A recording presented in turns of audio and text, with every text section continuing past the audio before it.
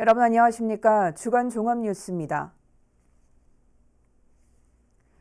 세종시가 추진하는 친환경 종합타운 조성 사업이 여전히 첩첩산중입니다. 반대대책위원회가 시청 관계자 등을 고발한 데 이어 해당 사건을 무혐의 결정 내린 경찰 관계자까지 검찰에 고소하겠다고 밝혀 파장이 이어지고 있습니다. 김우순 기자의 보도입니다.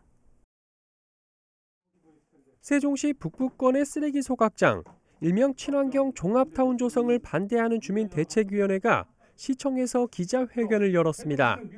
이들이 지난 3월 사업 신청자와 동의자 그리고 시청 담당 공무원을 경찰에 고발했던 것에 대한 결과가 혐의 없음으로 나오자 이에 대한 입장을 밝히기 위해서입니다. 이들은 경찰이 고소 고발인 조사 한번 하지 않고 무혐의 처리했다며 이의 신청과 함께 경찰서 관계자를 직무유기와 직권남용으로 고소할 것이라고 밝혔습니다. 경찰이 수사를 위한 수사, 부실 편파 수사로 피고소인들에게 면죄부를 줬다며 주민의 의혹이 남지 않도록 검찰의 엄정하고 철저한 재수사를 촉구한다.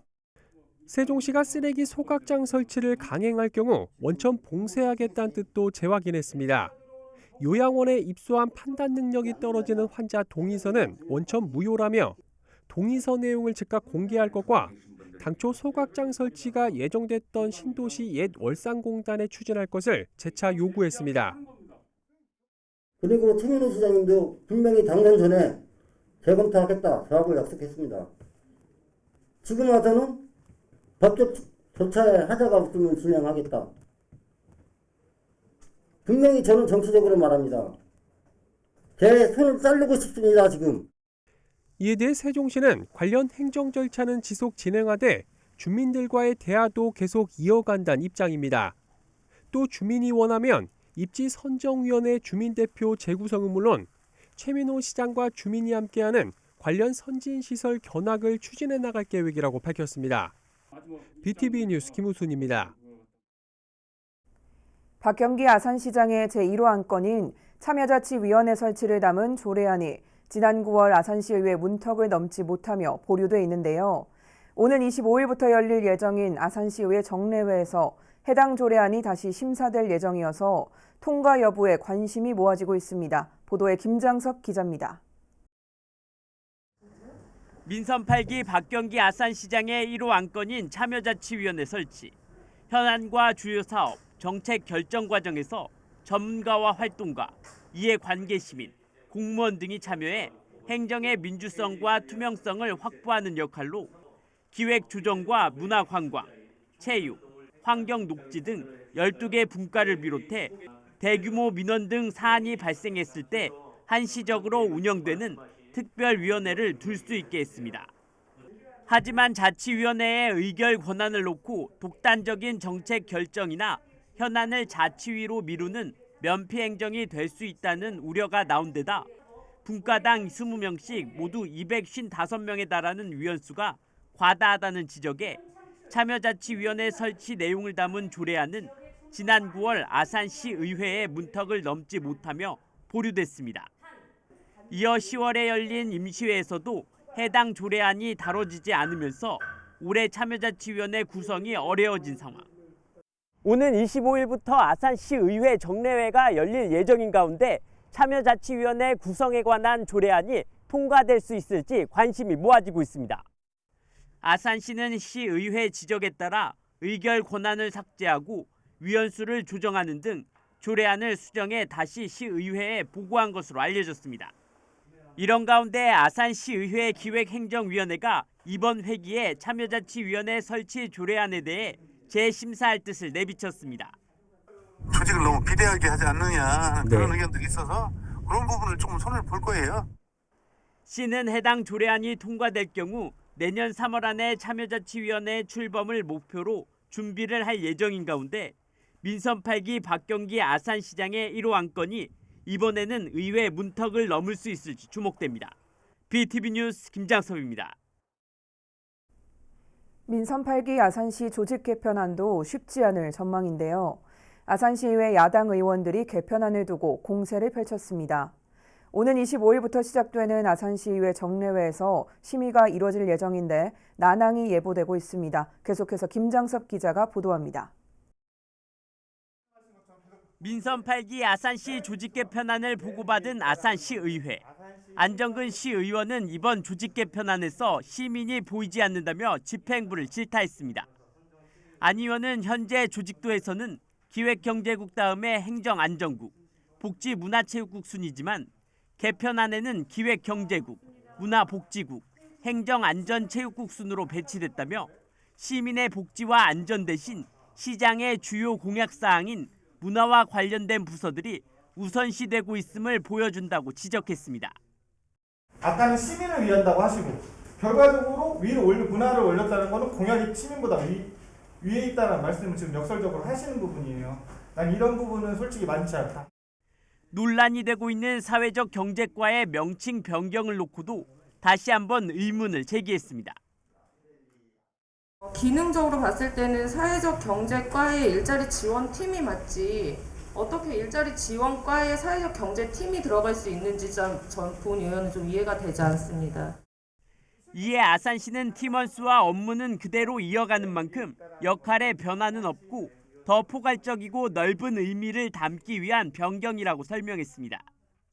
부서의 명칭을 사회적 경제팀 한 개의 어떤 그 업무로 이 부분을 하는 것보다는 좀 더 포괄적이고 좀 넓은 의미로서 해석을 하기 위해서 그리고 또 네 개 팀 모두 일자리 창출이라는 궁극적인 목적이 다 있습니다. 그래서 부득이 일자리 지원과로 명칭을 변경하겠습니다.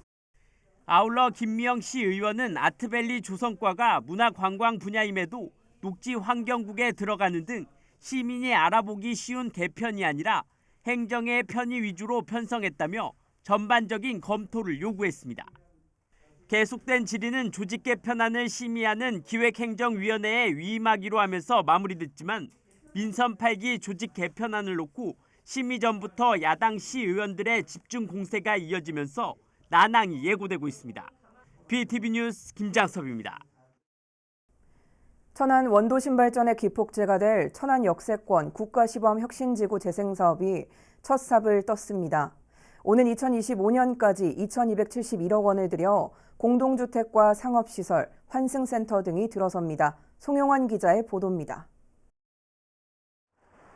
천안 와촌동 일원입니다. 천안역을 둘러싸 8, 90년대 전성기를 누렸지만 터미널과 상권 이전 등으로 옛 명성을 잃은 지 오래입니다. 20년째 임시 역사 신세를 벗어나지 못하고 있는 천안역도 발전을 저해하고 있습니다. 이런 가운데 지난 2019년 말 정부로부터 국가시범혁신지구로 선정됐고 마침내 약 3년 만에 착공식을 열었습니다. 이번 사업은 와촌동 일대 도시 재생을 촉진하기 위해 산업과 창업, 주거, 상업 등이 결합된 공공주도 도시재생 리츠 사업입니다. 천안 역세권 국가시범혁신지구는 제4차 산업혁명 시대 대한민국의 미래 신산업을 선도하는 스타트업 기업들을 중심으로 핵심 거점 공간으로 성장해 나갈 것입니다. 연면적 11만 2,500제곱미터에 2,271억 원이 투입되는데 소형 임대아파트 127가구를 포함해 주택 254가구와 도서관, 지구대 등이 지상 3층 데크 광장을 통해 연결되는 구조로 지어집니다. 또 지역 일자리 창출을 위한 스타트업과 창업 공간, 250명 규모의 환승 주차장, 지역 상권 활성화를 위한 근린생활 시설도 들어섭니다.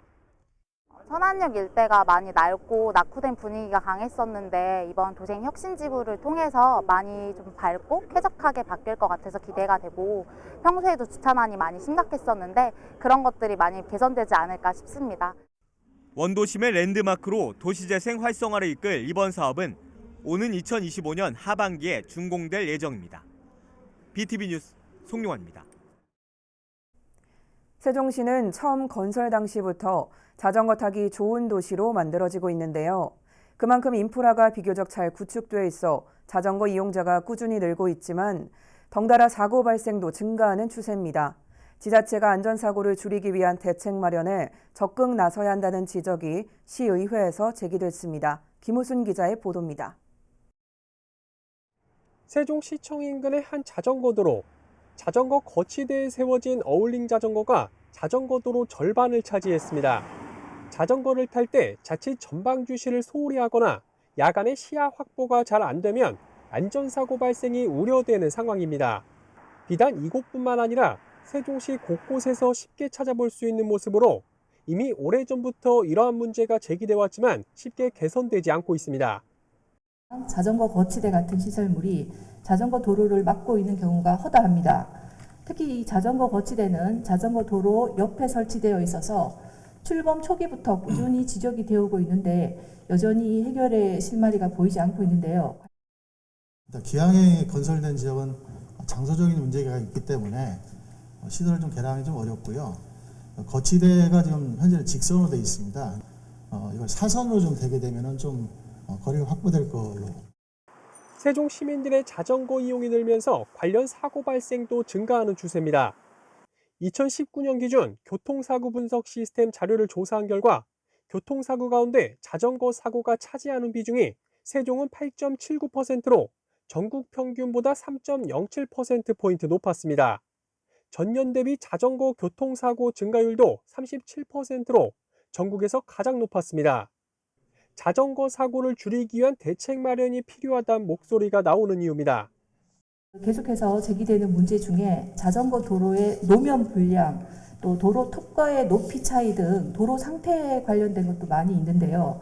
이제 불편을 넘어서 안전을 위협하는 문제라는 점에서 적극적이고 획기적인 해결 방안을 강구해 주시기 바라고요. 시민들께서 사고가 안 나도록 관리하는 게 우선이기 때문에 인프라 측면에서 혹시 좀 보완할 사항이 있는지 면밀히 좀 검토토록 하고요. 이 밖에 최근 사회적인 문제로 대두되고 있는 공유형 개인 이동장치의 안전대책 마련과 세종시 공공자전거 어울링 이용 활성화를 주문하는 지적이 이어졌습니다. BTV 뉴스 김우순입니다.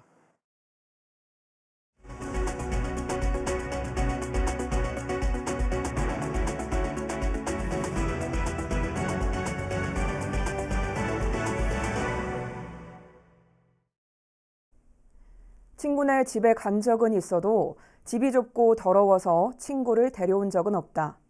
복지 세상을 열어가는 시민 모임이 천안 지역 아동 가구를 대상으로 한 조사에서 한 아이가 한 말입니다. 아동 주거권 보장이 시급하다는 주장이 제기되고 있습니다. 송용환 기자가 보도합니다. 집안 곳곳에 쓰레기 더미와 잡동사니가 쌓여 있습니다. 곰팡이로 가득 찬 화장실, 벌레들도 쉽게 발견됩니다.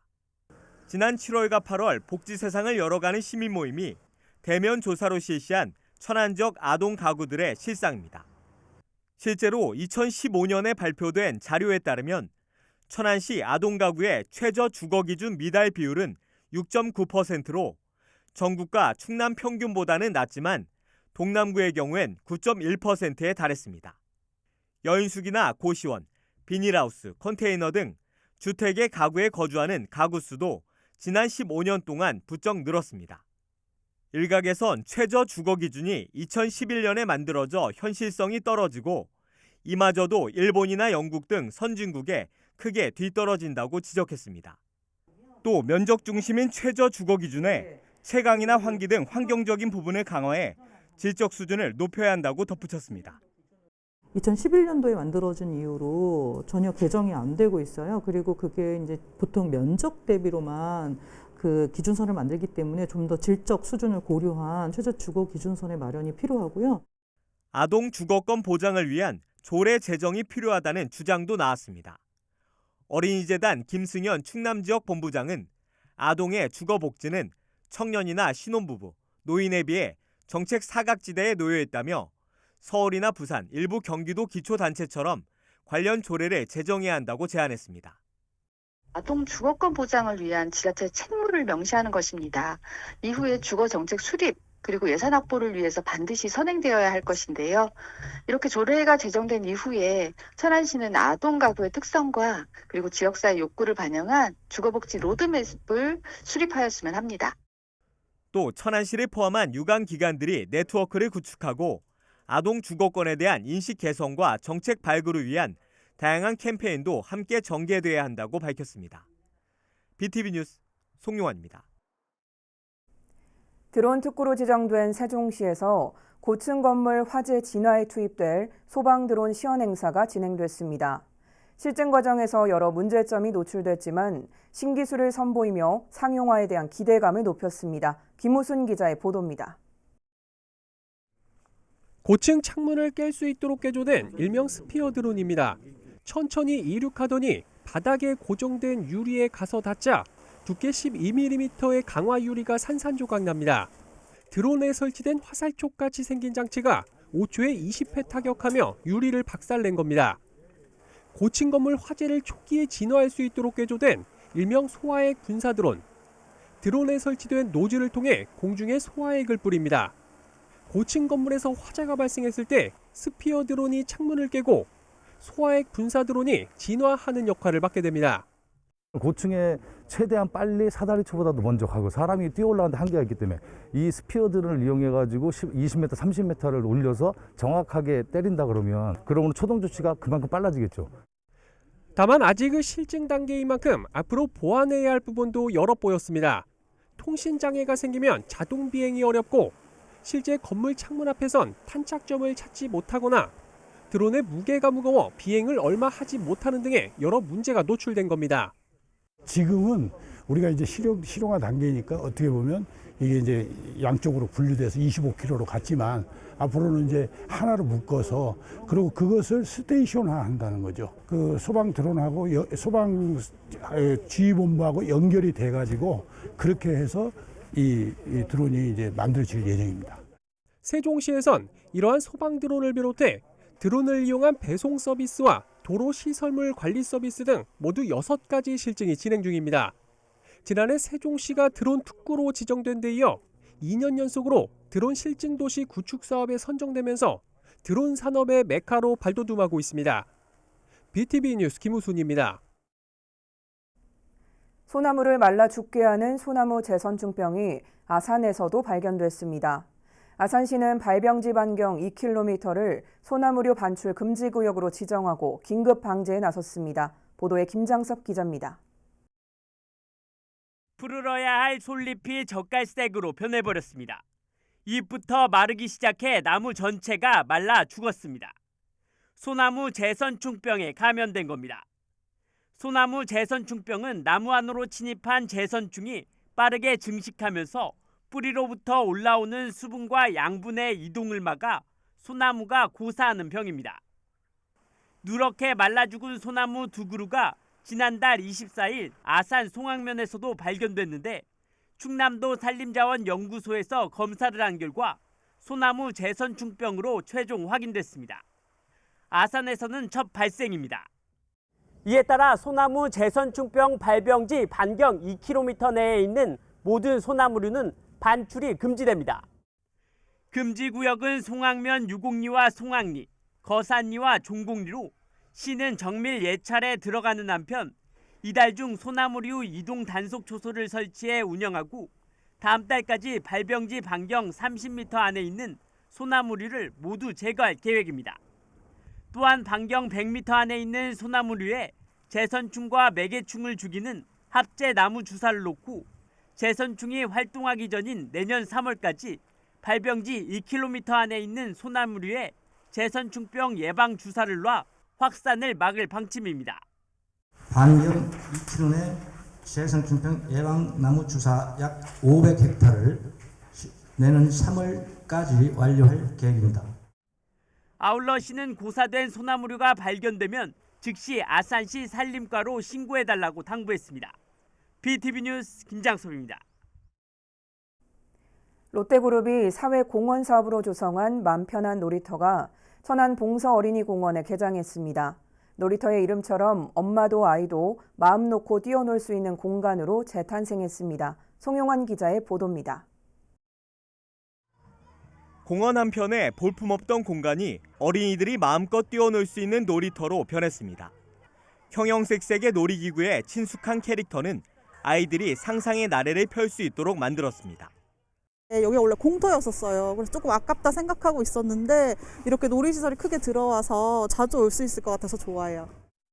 롯데그룹과 초록우산 어린이재단, 사회복지 공동모금회가 조성한 맘 편한 놀이터 22호점이 정식 개장했습니다. 충남에는 두 번째, 천안에는 처음입니다. 푸른 은하수로 싱싱 우주여행을 컨셉트로 지난 7월 대상지로 선정된 이후 인근 봉서초 학생들의 의견을 반영해 디자인됐습니다. 행성 모양의 가방 보관함도 학생들의 요청 사항이었습니다.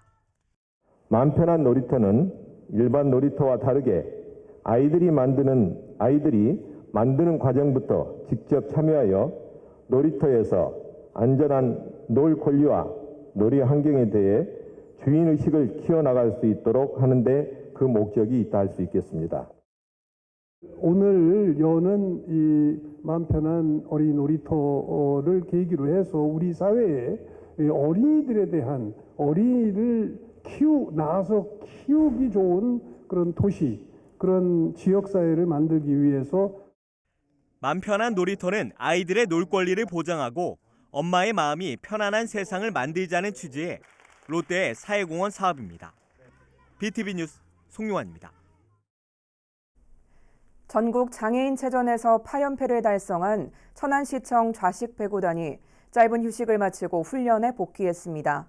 이제 목표는 내년에 중국 항저우에서 열리는 아시안 패러게임입니다. 송용환 기자의 보도입니다. 시원한 스파이크 소리가 체육관을 가득 메웁니다. 지난달 충남 대표로 전국 장애인체전에서 8연패를 달성한 천안시청 좌식 배구단입니다.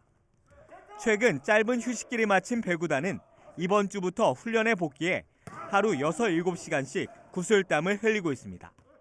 지금 이제 올해 일단은 전 과장의 경기가 마무리된 상태고요.